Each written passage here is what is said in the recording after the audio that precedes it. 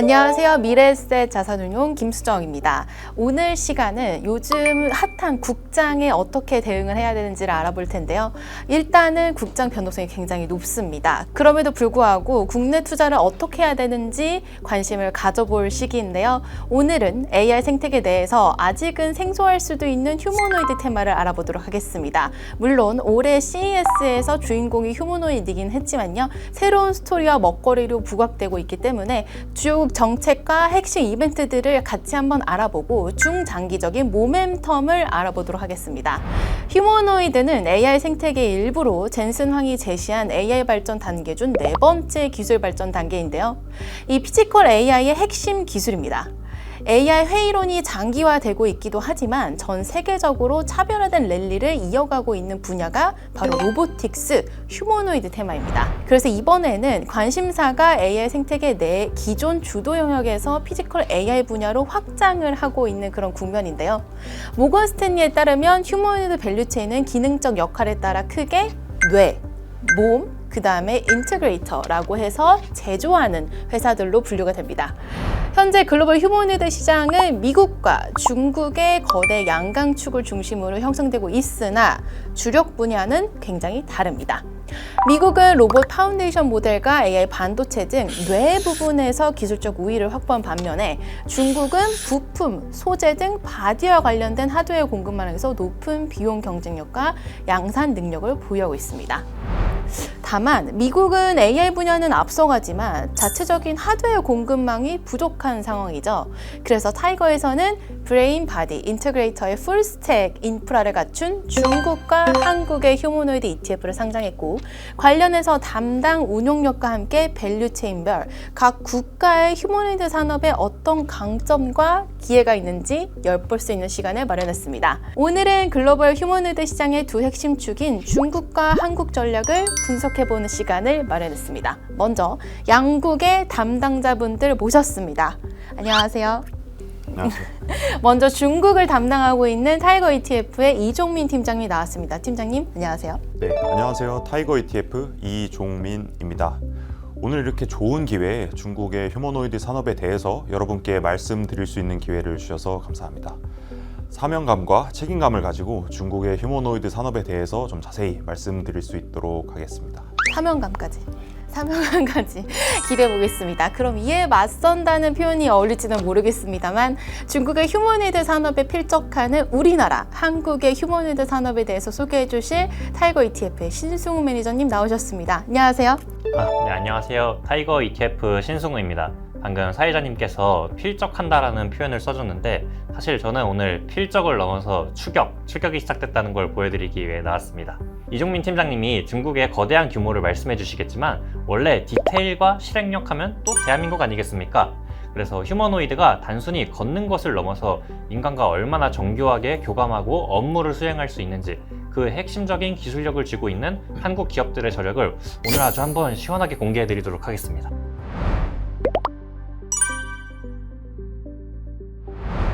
인사부터 두 분의 결의가 확실하게 느껴지는데요. 먼저 하드웨어 관점에서 토론을 시작해 보도록 하겠습니다. 왜냐하면 휴머노이드는 로봇이고 로봇은 하드웨어이기 때문에 중국의 현재 공급망 측면에서 상당히 우위를 점하고 있다는 분석이 많습니다. 먼저 중국 쪽부터 이야기를 들어볼까요? 산업 진화 초입에 있는 현 시점의 휴머노이드 생태계는 사실상 중국 중심으로 형성되어 있다고 해도 과언이 아닌 상황입니다.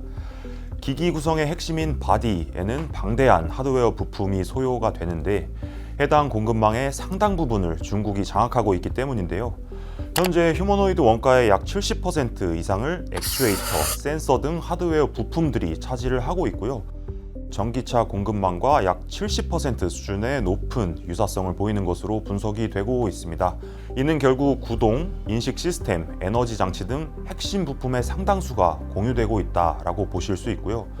글로벌 전기차 공급망을 지배하고 있는 중국은 이러한 기존 인프라를 휴머노이드 생산에 적극적으로 이식함으로써 원가 경쟁력과 공정 효율을 극대화하고 있고 이를 통해서 양산 주도권을 선점하고 있다, 이렇게 보시면 되겠습니다. 표에서 보시는 것처럼 휴머노이드 한 대당 원가가 중국 공급망이 거의 3분의 1 수준인 걸 확인하실 수 있고요. 태양광, 드론, 전기차 산업처럼 공급망과 원가 경쟁력을 기반해서 가장 빠른 속도로 대규모 상용화를 이뤄낼 것으로 보이고, 이를 통해서 글로벌 점유율을 잠식해 나갈 가능성이 높다, 이렇게 보고 있습니다. 그리고 요새 히토류 얘기가 또 많이 나오잖아요. 로봇의 모터나 액추에이터에 사용되는 주요 소재라고 할 수 있는 네오디뮴, 디스프로슘 같은 히토류 쪽 주요 소재, 중국의 생산 비중도 굉장히 높은 상황입니다. 일예로 테슬라가 25년 1분기 컨퍼런스 콜에서 중국산 히토류 수출 중단으로 인해서 옵티머스 생산에 어려움을 겪고 있다라고 밝힌 것처럼, 이러한 소재 또한 무기화가 가능한 분야이고, 중국은 안정적인 핵심 원자재 조달이 가능하다라는 것도 큰 강점으로 보실 수 있습니다. 저도 이제 중국에서 휴머노이드 올림픽도 개최하고, 그 다음에 휴머노이드 기업들이 같이 나서가지고 컨퍼런스도 많이 하는 걸 보면서 대량 생산과 상용화에 있어서는 조금 앞서 나가고 있구나라는 평가를 이제 많이 받고 있고, 저도 개인적으로 그렇게 보고 있는데, 구체적인 사례가 있나요? 앞서 말씀드렸던 강점은 이 말씀 주셨듯이 상용화에서도 강점으로 좀 나타나는데요.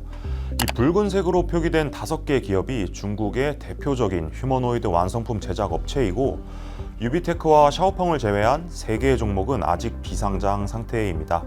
글로벌리 아직까지 상용화 정도가 매우 제한적인 데에 비해서 중국의 휴머노이드 완성 업체들은 다양한 고객사들과 협력을 하면서 상용화에 한 단계 빠르게 나아가고 있는 상황입니다. 소수의 현장에서 소량의 휴머노이드 로봇을 테스트 중인 피어 대비해서 이 유비테크 같은 경우는 약 9개의 고객사와 협력을 하면서 상용화에 있어 가장 앞서 나가는 모습을 보여주고 있습니다. 해당 종목은 타이거 차이나 휴머노이드 로봇 ETF에서 가장 큰 비중으로 담고 있고요. 그리고 중국 언론 매체들을 보시면 중국의 모 대기업과도 계약을 체결했다라는 뉴스가 심심치 않게 나오고 있기 때문에 확정적으로 언론에 노출되지 않은 기업들과의 협력도 물밑에서 활발하게 이루어지고 있다, 이렇게 전망을 좀 하고 있습니다. 그 유비테크 기업 탐방 다녀오셨나요? 네. 저도 다녀왔거든요. 그래서 유비테크 기업 탐방을 가서 놀랬던 거는 정말 가격이 생각보다 굉장히 저렴했었고, 제가 느끼기에도, 그리고 다른 대기업들한테 우리가 납품할 거예요 라는 얘기들도 좀 많이 하길래 상당히 중국의 휴머노이드 산업이 굉장히 매력적이구나 느꼈고, 근데 제가 갔을 때는 저희는 정말 더운데 밖에서 기다렸거든요. 사람이 너무 많아서. 근데 그 정도로 중국 투자자분들도 휴머노이드에 관심이 너무 많더라고요. 그래서 중국 휴머노이드 산업이 정말 많이 발전을 하고 있고, 빠르게 상용화 단계까지 나아가고 있는 거를 저도 제 눈으로 봤고, 그리고 비용도 상당히 저렴하더라고요. 그리고 일 되게 잘하더라고요. 박스 옮기는 거나 이런 것들 다 보여줬는데 되게 잘하더라고요. 그래서 이제 원가와 공급망을 앞세운 중국의 공세가 대단하다라고 저는 느끼고 있는데, 여기에 이제 저희가 질 수 없으니까 신승훈 매니저님은 한국은 어떤 전략으로 맞서고 있다고 보시나요? 한국 일단은 중국이 압도적인 공급망과 원가 경쟁력을 무기로 이제 휴머노이드 시장에 양산 주도권을 쥐고 있는 건 사실입니다. 그러면 한국은 어떤 장점이 있을까 한번 생각해 보면은, 한국의 하드웨어적 강점은 제조업을 기반으로 해가지고 휴머노이드 밸류체인을 갖추고 있다는 거거든요. 그래서 이제 우리나라는 이게 단순히 그냥 휴머노이드만 하는 게 아니라 이제 세계 최고 수준의 반도체, 2차 전지, 자동차, 로봇 이런 첨단 제조업 기반을 모두 갖추고 있는 글로벌 제조 강국입니다. 생각보다 세계에 이렇게 많은 제조업을 다 할 수 있는 나라가 많이 없거든요. 그래서 휴머노이드 밸류체인에 필요한 기술들이 저희는 모두 내재화된 국가라고 할 수 있습니다. 앞서 말씀드렸듯이 휴머노이드는 AI 이후에 다음 기술 패권의 격전지로 떠오르고 있는데, 중국과 경쟁해야 되는 미국은 세계 최고의 AI 기술을 가지고 있지만 하드웨어 기반이 많이 부족합니다. 하지만 우리나라 어떻죠? 최첨단 제조업 기반이 탄탄하고 수직 계열화 완성되어 있습니다. 그렇기 때문에 미국이 선택할 수 있는 우방국이자 파트너, 이게 저희 나라가 될 수 있다는 겁니다. 엔비디아가 우리나라를 피지컬 AI의 파트너로 지목을 해서 GPU 26만 장을 우선 공급하고, 삼성, SK, 현대차, 네이버와 AI 동맹을 결성한 것도 이 때문이라고 생각됩니다. 미국이 행정명령 검토로 중국에 의존하지 않는 동맹국 내에 휴머노이드 공급만 대표현의 수혜 국가는 한국이 분명하고요. 미국이 전략산업에서 탈중국화를 깨하는 만큼 우리나라 기업들은 앞으로 꾸준한 수혜가 받을 것으로 기대됩니다. 이렇게 볼 수 있겠네요. 중국은 중국만의 수요로도 정말 상용화가 가능하고, 우리나라 입장에서는 중국과 미국이 싸우고 있기 때문에 조선과 방산이 그 싸움에서 수혜를 봤던 것처럼 우리나라 휴머노이드 로봇 산업도 같이 수혜를 볼 수 있다. 약간 이렇게 생각해 볼 수 있을 것 같기도 한데, 우리나라 기업들의 구체적인 역할 분담은 또 어떻게 이루어지고 있는지 조금 궁금합니다. 그러면 한번 한국 로봇 기업들은 어떤 역할을 하는지 좀 한번 살펴볼게요. 아까 말씀드렸듯이 이 모든 밸류 체인을 갖추고 있는 풀스택이라고 말씀드렸는데, 먼저 핵심 부품 생산 한번 보겠습니다. 핵심 부품 쪽에는 이제 SPG, 하이젠 R&M, 사면, 로보티즈 같은 기업들이 있습니다. 요거는 이제 로봇의 정교한 움직임을 가능하게 해주는 감속기나 액추에이터를 생산을 하고요. 로봇 원가 중에 가장 높은 비중을 차지한다고 알려진 부품들을 국산화하는 데 앞서고 있습니다. 그 다음에는 이제 휴머노이드 로봇 제조인데, 요거는 이제 레인보우 로보틱스, 두산 로보티즈 같은 기업들이 있습니다. 이들은 실제로 휴머노이드를 생산을 하고 산업 제조 현장에 투입될 수 있는 로봇들을 만들고자 하고 있습니다. 그동안 연구용으로만 다뤄지던 휴머노이드를 넘어서 본격적인 상용화 시대를 이끌어 나갈 기업들이라 할 수 있습니다. 그 외에도 공장에 투입되는 과정을 돕는 뉴로메카나 유진로봇, 현대우엑스, 최적화 소프트웨어를 담당하는 현대오토에버, LG CNS 같은 기업들이 있어서 휴머노이드 제조의 밸류체인이 내재화되어 있는 점이 한국의 장점이라고 볼 수 있겠습니다. 매님 진짜 말 빠르시네요. 저도 말 빠른데 여기 만만치 않게 랩하시는 분 한 명 더 등장했네요.